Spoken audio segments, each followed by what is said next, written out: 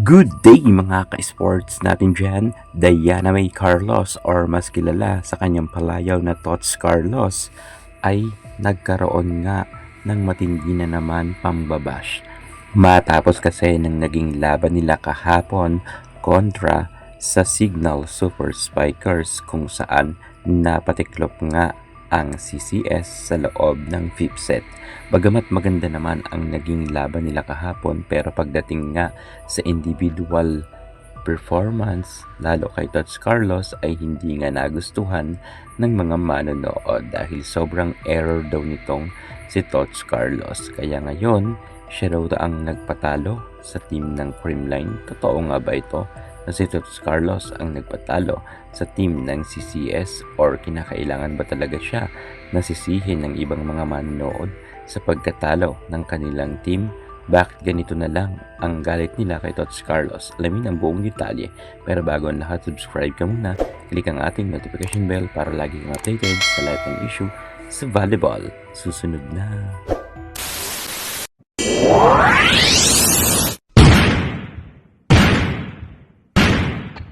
Pagdating sa angking kagalingan ay hindi papahuli ang Creamline Gold Smashers.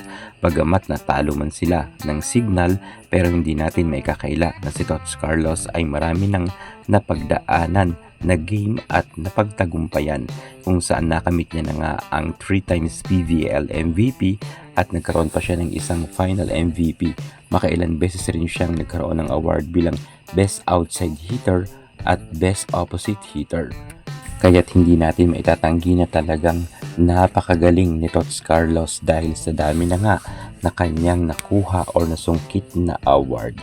Pero pagdating sa naging laban nila kontra sa Signal Super Spikers, tila ba itong si Tots Carlos ay hindi na masyado nagkaroon ng maraming scores. Bagamat nagkaroon naman siya ng double digits, pero hindi nga ito sumapat dahil si Tots Carlos ay nagkaroon lamang ng 12 na puntos. Well, si Tots Carlos siguro ay masasabi natin na kahit magaling siya, pero may mga araw na sobrang dami niya rin niyang nakukumit na error. Kung kaya siguro dito mukhang naninibago ang mga manonood para kay Tots Carlos.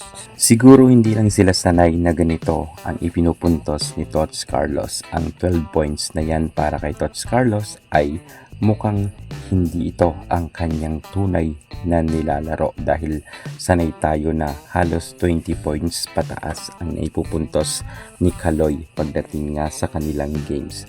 Pero simula noon nang nagkaroon siya ng injury at sa pagbabalik niya sa loob ng court, kapansin-pansin na medyo tumamlay nga ang karera ni Tots Carlos at mukhang humina nga siya pumalo at humina ang kanyang mga galawan sa loob ng court. Makikita nga natin na parang hirap na nga siya magkaroon ng scores.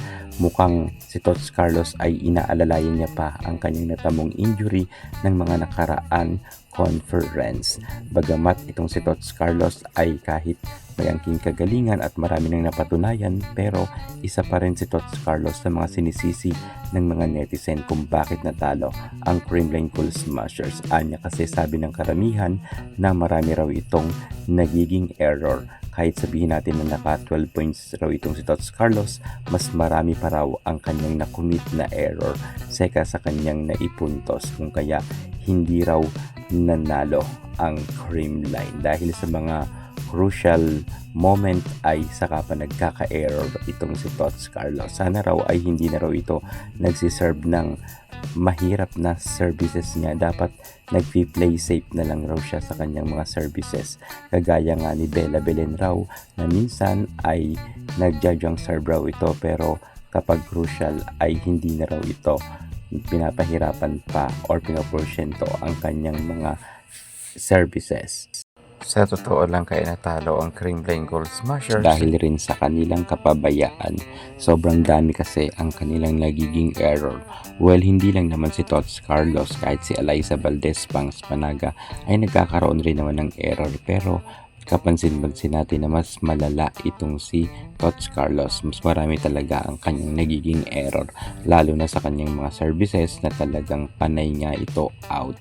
Dahil dyan ay isa pa yan sa mga nagpatalo sa kanila. Sana nga si Coach Carlos bumalik na ang kanyang angkin kagalingan para nga may katulong sila Alyssa Valdez. Well, ganun talaga, wala na tayong magagawa dyan. Talo talaga sila. Tanggapin na natin yung katotohanan na sobrang error nga ng Creamline at iyan nagpapatalo sa kanila. Alam ko, papasok sila sa semifinals at kayang-kaya nila ang kanilang susunod na makakalaban. Kaya't patuloy pa rin natin suportahan ang Creamline Cool Smashers. Yun una pinaka-latest natin sa mundo ng volleyball. Thank you so much. God bless.